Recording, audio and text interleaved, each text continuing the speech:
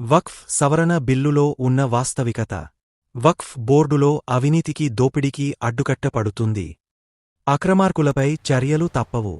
ఇటీవల పార్లమెంట్లో ఆమోదించిన వక్ఫ్ సవరణ బిల్లు దేశవ్యాప్తంగా చర్చలకు దారితీసింది. వివిధ వర్గాలు, రాజకీయ సంస్థలు మరియు మత సంస్థల నుండి తీవ్ర వ్యతిరేకత ఎదురవుతుంది. దీని ఆమోదానికి అనేక ముస్లిం సంస్థలు నాయకుల నుండి వ్యతిరేకత ఎదురైనప్పటికీ ప్రభుత్వం దానిని ముందుకు తీసుకురావడంలో సఫలీకృతమైంది. ఈ బిల్లు యొక్క సానుకూల అంశం ఏమిటంటే దీనిని జాయింట్ పార్లమెంటరీ కమిటీ జేపీ-సికు పంపారు. ఇది దేశవ్యాప్తంగా సంప్రదింపులు నిర్వహించి కీలక భాగస్వాముల నుండి అభిప్రాయాన్ని సేకరించింది. ఆల్ ఇండియా పస్మాంద ముస్లిం మహాజ్ కూడా తన సూచనలను సమర్పించే అవకాశం ఉంది. ఆల్ ఇండియా పస్మాంద ముస్లిం మహాజ్ తెలంగాణ రాష్ట్ర అధ్యక్షుడు మాట్లాడుతూ ఈ బిల్లుపై దృక్పథం చరిత్ర, ఆచరణాత్మకంగా సమాజం ఎదుర్కొంటున్న వాస్తవాలలో పాతుకుపోయిందని అభిప్రాయం వ్యక్తం చేశారు. వక్ఫ్ ఆస్తులు మొదట్లో నిరుపేదల సంక్షేమం కోసం ఉద్దేశించబడ్డాయి. అయినప్పటికీ అవి వాటి ఉద్దేశించిన లక్ష్యాన్ని నెరవేర్చడంలో విఫలమైంది. బదులుగా సంవత్సరాలుగా అవి రాజకీయ నాయకులు, వక్ఫ్ బోర్డు అధికారులు మరియు ముతవల్లీల కోసం ఆట స్థలంగా మారాయి. వారు ఈ ఆస్తులను వ్యక్తిగత లాభాల కోసం తారుమారు చేశారు. అత్యంత ముఖ్యమైన ఆందోళన ఏమిటంటే వక్ఫ్ ఆస్తులను నిరంతర ఆక్రమణలు, దుర్వినియోగం నుండి రక్షించలేకపోవడం.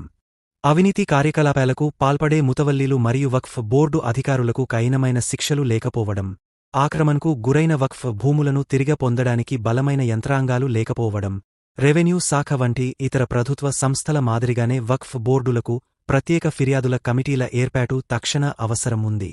రాజకీయ జోక్యాన్ని నివారించడానికి వక్ఫ్ బోర్డులకు నియామకాల్లో పారదర్శకతను ప్రవేశపెట్టడంలో వైఫల్యం వంటి అనేక బలహీనతలను బిల్లులో తక్షణమే పరిష్కరించాలి. సరైన రక్షణలు లేకుండా వక్ఫ్ సంస్థలు దోపిడీకి గురవుతున్నది. బిల్లు చుట్టూ ఉన్న వాక్చాతుర్యం, వక్ఫ్ సంస్థలను పీడిస్తున్న నిజమైన సమస్యలను ప్రస్తావించడం కంటే ప్రభుత్వం ముస్లిం వ్యతిరేక ఉద్దేశ్యాలను కలిగి ఉందని ఆరోపించడంపై ఎక్కువగా దృష్టి సారించింది. ఈ సంస్థలు సంవత్సరాలుగా వక్ఫ్ వ్యవస్థను సరిగ్గా నిర్వహించి ఉంటే మొదట ప్రభుత్వ జోక్యం అవసరం ఉండేది కాదు. చారిత్రాత్మకంగా వక్ఫ్ ప్రయోజనాలు నిరాకరించబడిన పస్మాంద ముస్లింలు ఈ తప్పుదారి పట్టించే కథనాలకు బలైపోకూడదు. కొంతమంది ముస్లిం నాయకులు గుడ్డిగా వ్యతిరేకత సమాజానికి ప్రయోజనం చేకూర్చడం కంటే రాజకీయ ప్రయోజనాలకు మాత్రమే వాడుకుంటున్నారు.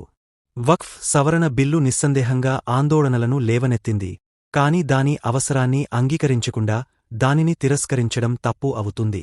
కొన్ని నిబంధనలు ప్రశంసనీయమైనప్పటికీ వక్ఫ్ ఆస్తులను నిజంగా రక్షించడానికి, ముస్లిం సమాజంలోని అణగారిన వర్గాలకు ప్రయోజనం చేకూర్చడానికి బిల్లుకు గణనీయమైన మెరుగుదలలు అవసరం.